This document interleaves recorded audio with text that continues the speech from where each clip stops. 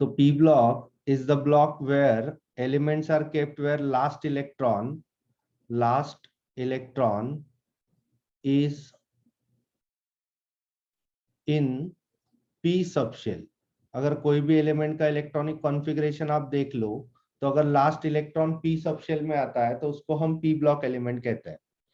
ठीक है, तो ये हुआ starting for 15th group element. तो मैं यहाँ पे डिटेल नोट दूंगा। पहले तो एक नोट आपको करना है, तो student please note, this is going to be a inorganic theory chapter. तो इनऑर्गेनिक थियरी चैप्टर है, तो यहाँ पे बहुत सारा थियरी होगा और क्वेश्चन आंसर भी थियरी में होंगे। और फॉर बेटर अटेंशन एचएससी के बच्चों के लिए कि this is maximum weightage chapter, one of the maximum weightage chapter, और सीबीएसई के लिए भी। और जहां तक नीट और जेई का सवाल है, तो ग्रुप 13 से लेके ग्रुप 18 तक कुछ भी आ सकता है, और वहां पे भी वेटेज इस चैप्टर का ज्यादा होता है। ठीक है, तो ग्रुप 15 एलिमेंट में क्या क्या आएगा, तो मैं यहाँ पे ऐसे लिख दूं, nitrogen, phosphorus, arsenic, antimony and bismuth, ये सारे एलिमेंट आएंगे। तो पहले तो उसको कैसे भी आप रिमेंबर कर लो, nitrogen, phosphorus, arsenic, antimony, bismuth, ये उनके एलिमेंट्स होंगे। अब ये एलिमेंट लिख दो यहाँ पे, elements. Atomic numbers, atomic number nitrogen का होता है 7, इसका होता है 15, इसका होता है 33, इसका होता है एटॉमिक नंबर 51, और इसका होता है 83। तो these are the group 15 element. अब उसमें थोड़ा बहुत रिमेंबर करने के लिए क्या है, तो नाइट्रोजन एंड फॉस्फोरस दोनों नॉन मेटल है, both are non metal. Arsenic and antimony they are metalloid, remember करना। उसके बाद bismuth is your only metal. ठीक है, तो ये सिर्फ मेटल है जो ग्रुप 18 में रहेगा। ठीक है, अब बात कर लेते हैं इलेक्ट्रॉनिक कॉन्फ़िगरेशन की। तो electronic configuration is distribution of electron in various shell, subshell and orbital। तो इलेक्ट्रॉनिक कॉन्फ़िगरेशन इस ग्रुप का, टोटल ग्रुप का इलेक्ट्रॉनिक कॉन्फ़िगरेशन आप याद रख सकते हो, ns2 np3। तो ये हुआ उसका इलेक्ट्रॉनिक कॉन्फ़िगरेशन। अब इलेक्ट्रॉनिक कॉन्फ़िगरेशन में एक स्पेशल बात नोट करने जैसी क्या है, तो ns2 np3, इसमें आप क्या नोट कर सकते हो, तो एक्स्ट्रा स्टेबल p ऑर्बिटल है आपके पास। तो extra stable half field p orbital बोल देते हैं उसको, क्योंकि p ऑर्बिटल में बताया आपको 3 बॉक्सेस होते हैं, तीनों बॉक्सेस में एक एक इलेक्ट्रॉन है, इसलिए ये क्या हुआ, extra stable half field p orbital हुआ। तो ये एलिमेंट के कॉन्फ़िगरेशन को स्टेबल मानते हैं और आगे बढ़ते हैं।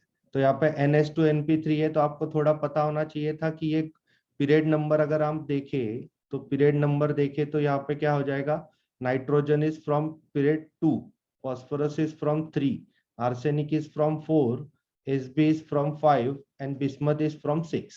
तो अगर इलेक्ट्रॉनिक कॉन्फ़िगरेशन ग्रुप 15 का ns2 np3 है, तो नाइट्रोजन का क्या होगा, कोई बताएगा?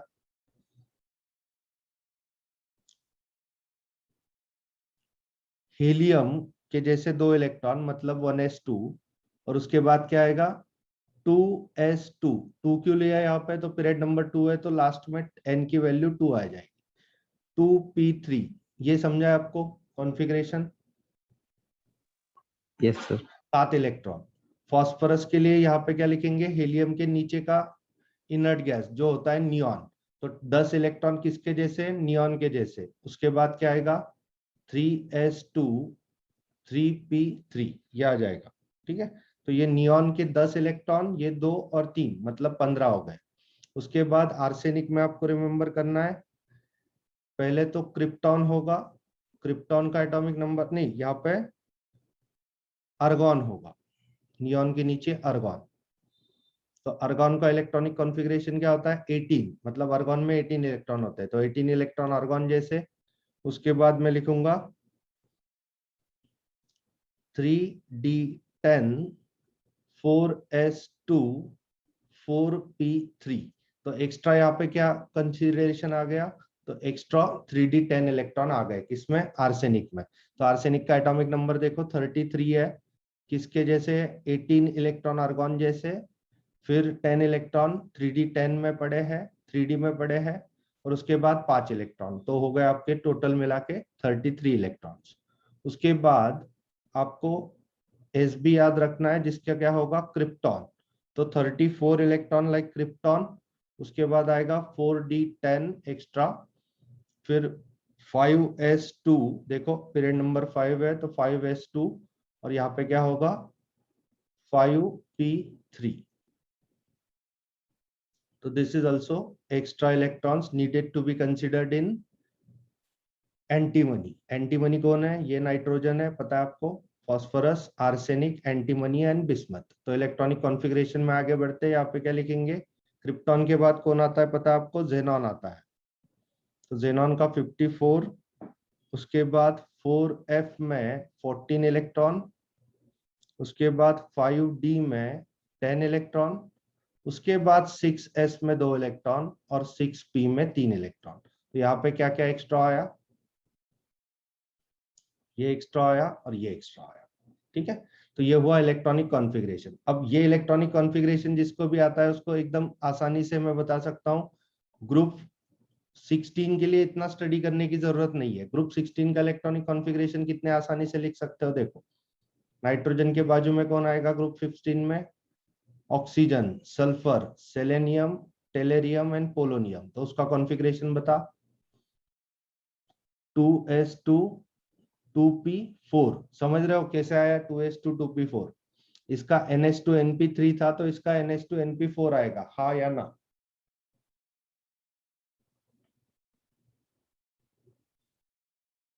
Yes sir. सल्फर के लिए यहाँ पे 3s2 3p4 आएगा। फिर सेलेनियम के लिए कैसे लिखेंगे, 3d10 4s2 4p4। टेलेरियम के लिए कैसे लिखेंगे, 5d 4d10 5s2 5p4।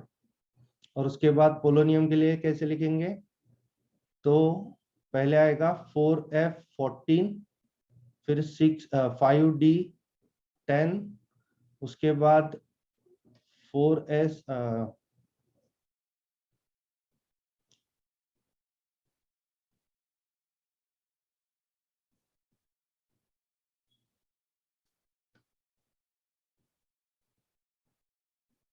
6s2 6p4। Group 16 के लिए इलेक्ट्रॉनिक कॉन्फ़िगरेशन हाँ या ना बता दो। Yes sir. ओके, तो ये हुआ आपका ग्रुप 15 का कॉन्फ़िगरेशन जो आपको रिमेम्बर करना है, और उसके कॉन्सिक्वेंसेस भी होंगे, वन बाय वन में बता दूंगा, ठीक है। तो यहाँ पे पहला नोट करवा दूं,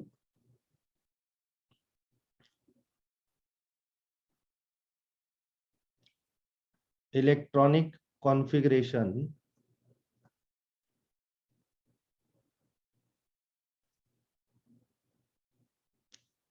ns2 np3 extra stable due to half filled p orbital. तो यहाँ पे ये सारे एलिमेंट्स में हाफ फील्ड p ऑर्बिटल रहती है, तो इसलिए उनका कॉन्फ़िगरेशन एक्स्ट्रा स्टेबल होता है। उसके बाद we are going to discuss second point, जो है एटॉमिक एंड आयोनिक रेडियाई। चलो अब ट्रेंड बता दो एटॉमिक एंड आयनिक रेडियाई का, कैसे रिमेम्बर करें और कैसे फर्क पड़ता है। तो nitrogen, phosphorus, arsenic, antimony and bismuth, these are the element. तो यहाँ से ऊपर से नीचे जनरल ट्रेंड में क्या लिखूं, तो ऊपर से नीचे increasing. Top to bottom it increases, very good. तो एटॉमिक रेडिया इंक्रीजेस, ठीक है। अब यहाँ पे एक पॉइंट नोट करने जैसा है जो यहाँ पे लिख देता हूं, increase from nitrogen to phosphorus is considerable, but after arsenic, atomic radii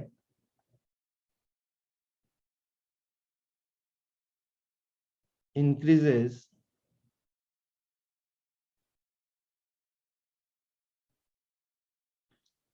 slightly. तो यहाँ पे नाइट्रोजन टू फास्फोरस जो इंक्रीज होता है वो बहुत ही लार्ज इंक्रीज होता है, लेकिन after arsenic, antimony, bismuth increase कम हो जाता है। अब इसका रीजन आपको इलेक्ट्रॉनिक कॉन्फ़िगरेशन में मिल जाएगा। देखो यहाँ पे सिंपल बात है कि न्यूक्लियस होगा, ठीक है, और न्यूक्लियस के बाद में 3d10 इलेक्ट्रॉन्स होंगे, उसके बाद 4s2 होगा, उसके बाद 4p3 होगा। मतलब लास्ट शेल कौन सी है? वैलेंस शेल 4th है, वैलेंस शेल 5th है, और वैलेंस शेल 6th है। किसमें? आर्सेनिक, एंटीमनी और बिस्मथ में। अब ये जो इलेक्ट्रॉन है 3d10, 4s2, 4f14 और 5d10, ये जो इलेक्ट्रॉन है ये पुअर शील्डर होता है, poor screener of nuclear charge. तो अगर वो पुअर स्क्रीनिंग करेंगे तो लास्ट शेल पे न्यूक्लियर अट्रैक्शन ज्यादा होगा, और लास्ट शेल पे न्यूक्लियर अट्रैक्शन ज्यादा होने का मतलब एटॉमिक साइज बढ़ेगी, लेकिन इतनी नहीं बढ़ेगी जितनी बढ़नी चाहिए थी। समझ रहे हो बात को? सपोज मैं बिस्मथ का एग्जांपल दे दूं आपको, तो यहाँ पे बिस्मथ का न्यूक्लियस है, सपोज दिस इज बिस्मथ।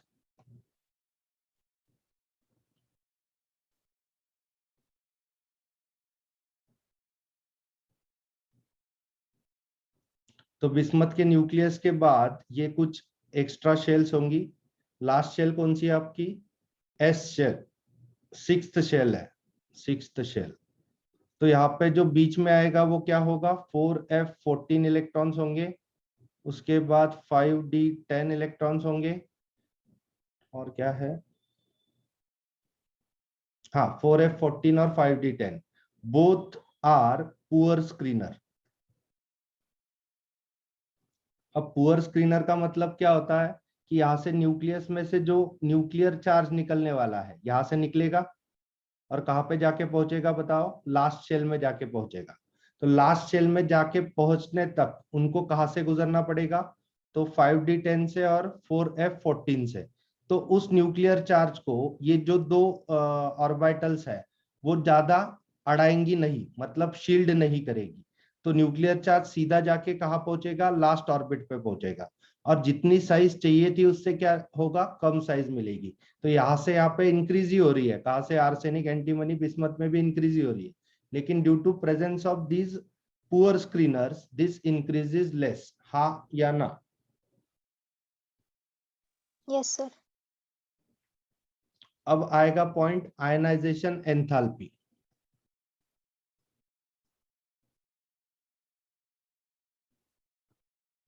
अब आयनाइजेशन एंथैल्पी के बारे में एकदम क्लियर बात बता दूं पहले, कि ग्रुप 14 का कंपैरिजन आएगा एमसीक्यू में विथ ग्रुप 15 एंड ग्रुप 16। अब सिंपल बात, what is ionisation enthalpy? You know this, last valence loosely bond electron जो होगा, लास्ट वैलेंस और लूजली बॉन्डेड इलेक्ट्रॉन, ठीक है, तो न्यूक्लियस बीच में रख देता हूं यहाँ पे, और ये इलेक्ट्रॉन, तो amount of energy required to remove this electron. तो वैलेंस मतलब आउटर मोस्ट, उसके बाद loosely bonded electron, the amount of energy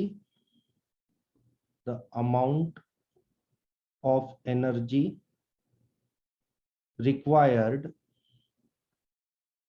to remove this electron is known as what? Ionization enthalpy. यहां तक पॉइंट क्लियर है? Yes sir. तो ionization enthalpy में कौन से दो फैक्टर काम करेंगे? तो पहला फैक्टर होगा न्यूक्लियर चार्ज, हाँ या ना? तो न्यूक्लियर चार्ज इज व्हाट? ये पॉजिटिव चार्ज जो होगा वो। अब न्यूक्लियर चार्ज कितना अप्लाई होता है लास्ट इलेक्ट्रॉन पे? तो यहाँ पे न्यूक्लियर चार्ज जो होता है, अगर समझ रहे हो बात को, तर न्यूक्लिअर चार्ज जो असतो तो न्यूक्लियस मधून निघणारा चार्ज असतो आणि इफेक्टिव्ह न्यूक्लिअर चार्ज जो असतो, इफेक्टिव्ह न्यूक्लिअर चार्ज तो इथल्या लास्ट आउटर मोस्ट व्हॅलेन्स इलेक्ट्रॉनवर अप्लाय होणारा चार्ज असतो. म्हणजे काय, जेव्हा चार्ज डिस्टन्स ट्रॅव्हल करतोय तेव्हा इफेक्टिव्ह न्यूक्लिअर चार्ज आणि न्यूक्लिअर चार्ज या दोन वेगवेगळ्या गोष्टी असतील. Effective nuclear charge and nuclear charge are two different thing. Are you getting? Nuclear charge is what originates from the origin of the nucleus, and effective nuclear charge is what reaches to the outermost electron of the atom. Yes or no? Yes, sir. मग मला सांगा, फिर मुझको बताओ, यहाँ पे carbon होगा, यहाँ पे nitrogen होगा, यहाँ पे ऑक्सीजन होगा. तो कैन यू टेल मी कि एटॉमिक साइज के ट्रेंड बता सकते हो? Atomic size from left to right. तो left to right atomic size is what? Decreases. Smaller to greater. तो अगर डिक्रीज होती है atomic size from left to right, तो what you think about first ionization energy, first IE of carbon, nitrogen and oxygen? Expected order क्या थी? जैसा जैसा nucleus के दूर जाएंगे आप, एटॉमिक साइज बड़ी होगी, वैसा वैसा आयनाइजेशन एंथैल्पी क्या होनी, एटॉमिक साइज कम होगी, वैसे वैसे आयनाइजेशन एंथैल्पी क्या होनी चाहिए थी? बढ़नी चाहिए थी, हाँ या ना? Yes, sir. Yes, sir. तो यहाँ पे ऐसा चाहिए था, लेकिन what is observed is first IE का ऑर्डर. तो कार्बन तो सबसे कम होगा, ठीक है, सबसे कम फर्स्ट IE होगी, उसके बाद ऑक्सीजन आएगा, उसके बाद नाइट्रोजन. Why this happened? ये रिवर्स क्यों हुआ ऑर्डर?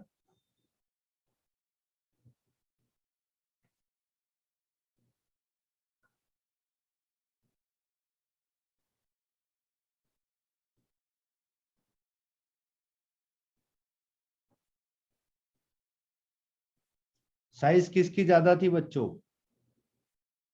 ऑक्सीजन की, नाइट्रोजन की. नाइट्रोजन की ज्यादा थी साइज.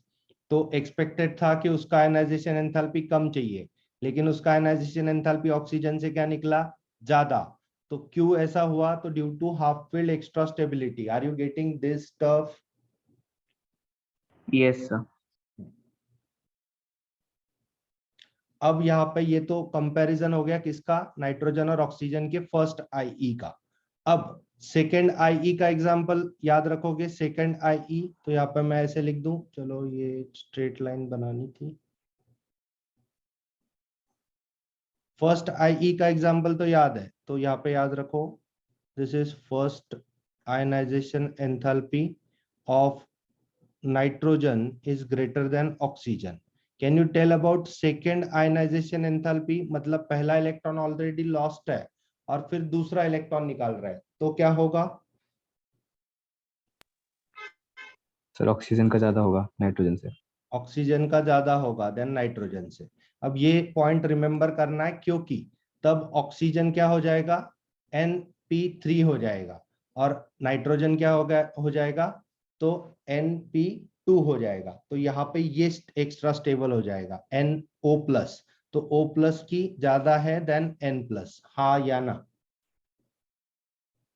Yes, sir. तो Yes, sir. फर्स्ट IE और सेकेंड IE का ये फंडा रिमेंबर होने के बाद we are interested in trend of ionization energy. तो trend of ionization energy, nitrogen, phosphorus, arsenic, antimony और बिस्मथ. अब ग्रुप में ट्रेंड बताओ, ऊपर से नीचे क्या होगा? We are clear about atomic size, हाँ या ना? तो एटॉमिक साइज क्या होती है? रेगुलर नहीं इंक्रीज होती, लेकिन इंक्रीज होती है नाइट्रोजन से फॉस्फोरस. फिर आर्सेनिक, एंटीमनी, बिस्मथ भी इंक्रीज होती है, लेकिन इतनी नहीं होती जितनी होनी चाहिए थी. तो यहाँ पे ट्रेंड क्या आएगा? तो ionization enthalpy will what? Decrease. Very good. Decrease because, easy reason दे देते हैं, एटॉमिक साइज इंक्रीजेस. चल जाएगा. Sir, हाँ बता।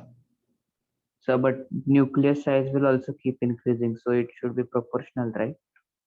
न्यूक्लियस साइज, न्यूक्लियस का साइज एक टोटल एटम के साइज के कंपैरिजन में निग्लिजिबल होता है, वो याद रखो पहले। तो न्यूक्लियस के साइज का इंक्रीज होना is not the question at all. Okay, sir. मतलब आपको ये समझना चाहिए कि नाइट्रोजन, यहाँ पे है नाइट्रोजन के इलेक्ट्रॉन, सपोज 7 प्रोटॉन है नाइट्रोजन के। अगर आप ये पूछ रहे हो कि नाइट्रोजन से फास्फोरस में ज्यादा प्रोटॉन होंगे, फिर आर्सेनिक में और ज्यादा होंगे, एसबी में और ज्यादा होंगे, बिस्मथ में और ज्यादा होंगे, हाँ या ना? Yes, sir. तो अगर प्रोटॉन मतलब न्यूक्लियर चार्ज इंक्रीज हो रहा है, तो उसके अलावा क्या और इंक्रीज हो रहा है? और नंबर ऑफ शेल भी तो इंक्रीज हो रहा है। तो नंबर ऑफ शेल जितने ज्यादा इंक्रीज होंगे, उतना इलेक्ट्रॉन क्या चला जाएगा तेरे न्यूक्लियस से? दूर जाएगा या नजदीक आएगा? So दूर जाएगा। दूर जाएगा, तो आयनाइजेशन एनर्जी क्या होनी चाहिए तेरी? Sir, कम। बस खत्म। Are you getting this? Yes, sir.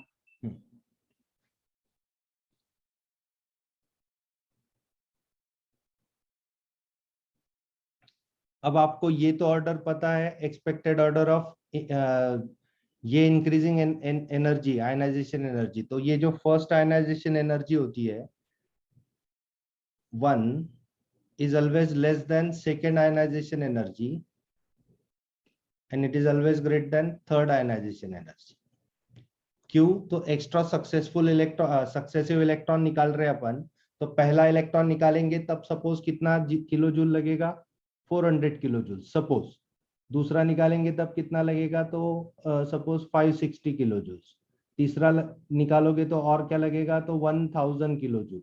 मतलब energy needed to remove successive electron will be what? Go on increasing, because जैसे जैसे आप इलेक्ट्रॉन निकालते हो atomic size will go on decreasing, हाँ या ना? Yes, Yes, sir. sir. Yes, sir. अब ये हो गया आपका आयनाइजेशन एनर्जी का। उसके बाद हो गया इलेक्ट्रोनिगेटिविटी का। बताओ इलेक्ट्रोनिगेटिविटी। आपको पता है किसी भी ग्रुप में पीरियोडिक टेबल के सबसे इलेक्ट्रोनिगेटिव कौन होता है? तो ऊपर वाला होता है। तो इलेक्ट्रोनिगेटिविटी का ट्रेंड कोई बताएगा मुझे?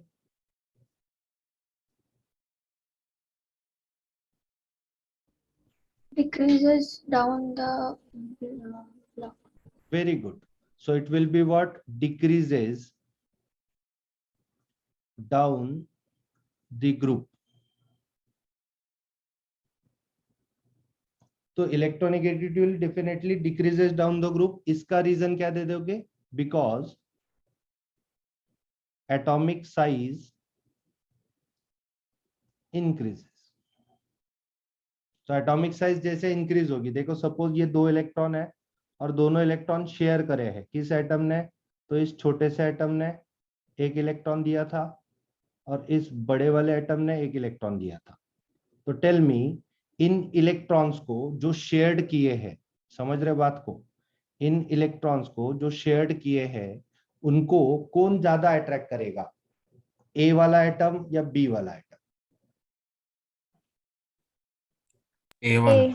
ए वाला। जस्ट बिकॉज ए वाले का न्यूक्लियस इलेक्ट्रॉन्स के नजदीक है, बी वाले का दूर है, तो समझ सकते हो as the atomic size decreases electronegativity increases. Yes और no?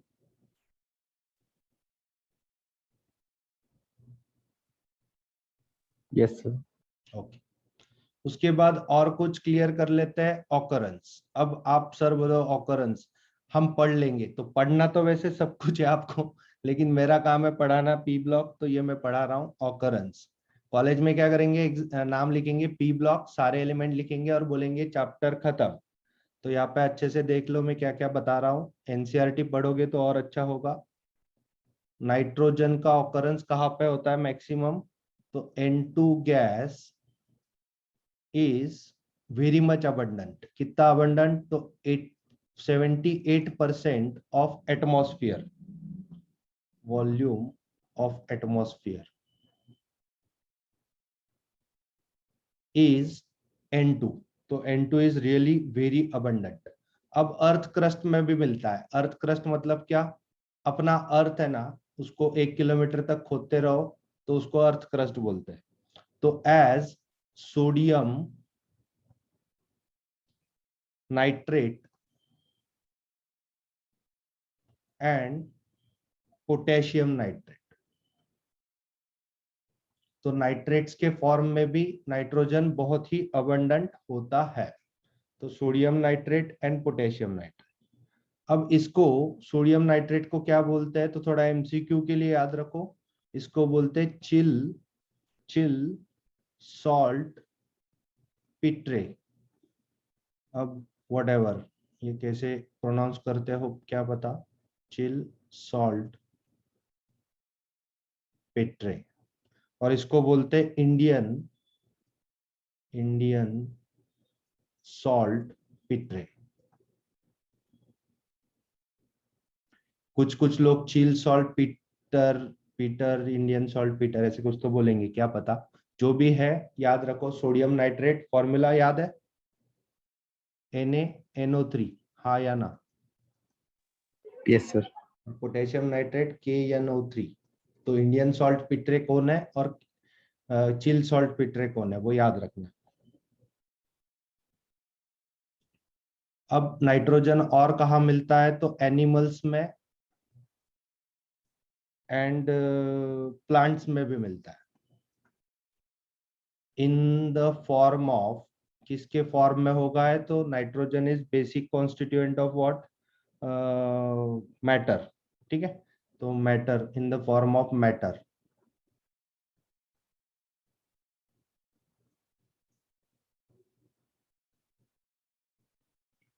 In the form of matter की जगह प्रोटीन लिख दूं तो और अच्छा होगा, आई थिंक, प्रोटीन।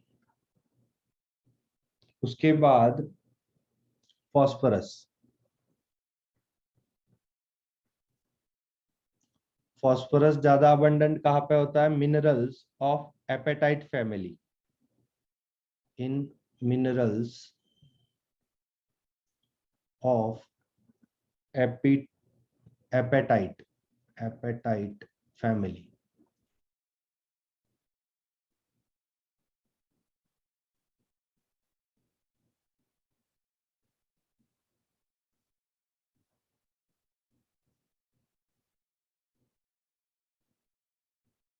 अब सही है।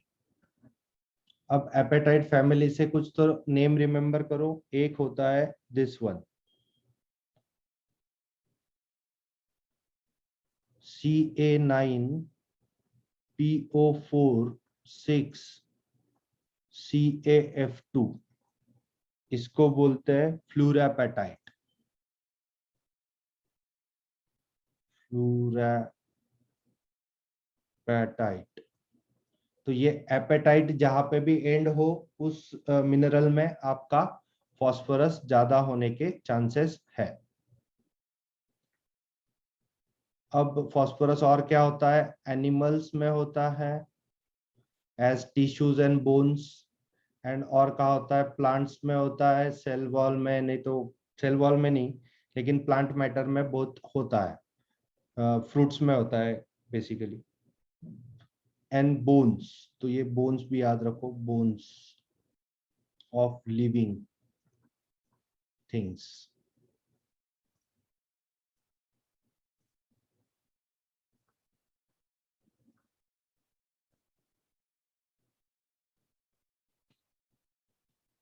और ये तीनों को कंबाइन करके मैं एकदम इजी वर्ड दे दूं, आर्सेनिक, एंटीमनी और बिस्मथ, ये तीनों मेनली ऑकर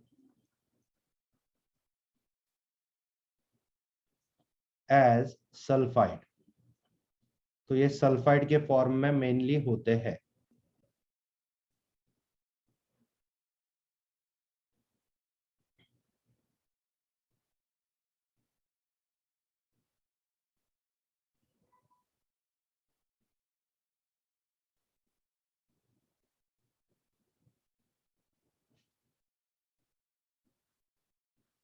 अब एक क्वेश्चन कर लेते हैं इजी वाला। क्वेश्चन है, nitrogen exist as diatomic molecule. while phosphorus exists as tetraatomic molecule.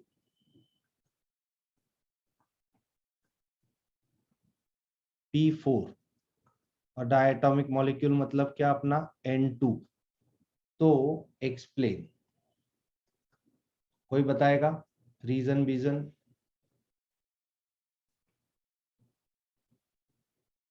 हमेशा आएगा एग्जाम में.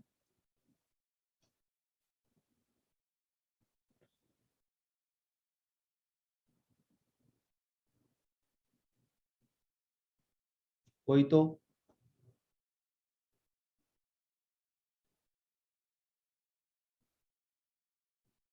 उनका क्या बोलना है कि नाइट्रोजन का मॉलिक्यूल डायटोमिक होता है, मतलब 2 नाइट्रोजन से बन जाता है, और फास्फोरस का मॉलिक्यूल टेट्राएटॉमिक होता है. तो रीजन बोला उन्होंने, क्या है? तो एक सिंपल बात समझ जाओ, मैं पहले एक सिंपल में समझाता हूँ. नाइट्रोजन में 3 बॉन्ड होता है, तो 3 बॉन्ड में से एक बॉन्ड सिग्मा होता है, 2 बॉन्ड क्या होता है? पाई बॉन्ड होता है. हाँ या ना? Yes, sir. Yes sir. तो नाइट्रोजन फॉर्म्स पाई बॉन्ड, तो उसको क्या करते हैं अपन? पी पाई बॉन्डिंग कहते हैं. तो due to small size of nitrogen, उसका जो 2p ऑर्बिटल होता है, 2p ऑर्बिटल इज स्मॉल. तो उसका 2p ऑर्बिटल बहुत ही स्मॉल होता है, इसलिए वो इफेक्टिवली ओवरलैप हो सकता है. And P pi multiple bond बन सकते हैं, मल्टीपल बॉन्ड्स. तो नाइट्रोजन का 2p orbital is really small, therefore it can form P pi multiple bond. But in phosphorus के केस में क्या होता है? तो फास्फोरस जब भी फास्फोरस के साथ डबल बॉन्ड वगैरह बनाएगा, तो वैसे तो बनाता ही नहीं, तो यहाँ पे मैं नहीं लिख देता हूँ. तो ये P4 का स्ट्रक्चर ऐसा होता है, P4. तो वो सिर्फ सिंगल बॉन्ड बनाता है, ठीक है, लाइक दिस, लाइक दिस. तो अगर वो सिंगल बॉन्ड बनाएगा ओनली, तो उसका जो 3p ऑर्बिटल होगा वो लार्ज होगा एंड डिफ्यूज्ड होगा, मतलब बड़ा होगा और विरळ म्हणजे काय? तो डिफ्यूज्ड. तो लार्ज होगा और डिफ्यूज्ड होगा, इस वजह से वो पी पाई मल्टीपल बॉन्ड नहीं बना सकता, इसलिए वो P4 रहता है और नाइट्रोजन N2 रहता है. बता प्रत्युष.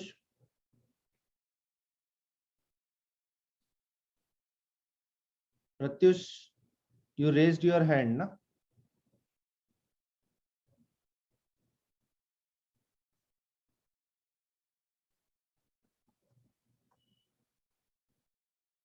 चलो ये बताओ, रीजन समझ गए? Yes, sir. Sir, हाँ बोल. can you explain once again? ये देखो कि यहाँ पे पी बॉन्डिंग मतलब पाई बॉन्ड जब बनाना पड़ता है किसको? नाइट्रोजन को. तो उसके लिए उसकी कौन सी ऑर्बिटल चाहिए होती है? 2p ऑर्बिटल चाहिए होती है, जो ऐसे दिखती है. ये 2p ऑर्बिटल एक ऐसी रहती है और एक इसके प्लेन के परपेंडिकुलर, लाइक दिस. तो यहाँ पे ये ओवरलैप इजीली हो जाता है क्योंकि वो नॉन डिफ्यूज्ड है, और यहाँ पे ये ओवरलैप होने की वजह से उसने 2 पाई बॉन्ड बना लिए. देखो ये ऊपर वाला और नीचे वाला. तो बेसिकली ऑर्बिटल स्मॉल है किसका? नाइट्रोजन का. लेकिन फास्फोरस वैसे ही P2 बनाता था सपोज, तो उसको 2 पाई बॉन्ड बनाने पड़ते थे. लेकिन उसकी जो 3p ऑर्बिटल है वो डेफिनेटली 2p से क्या होगी?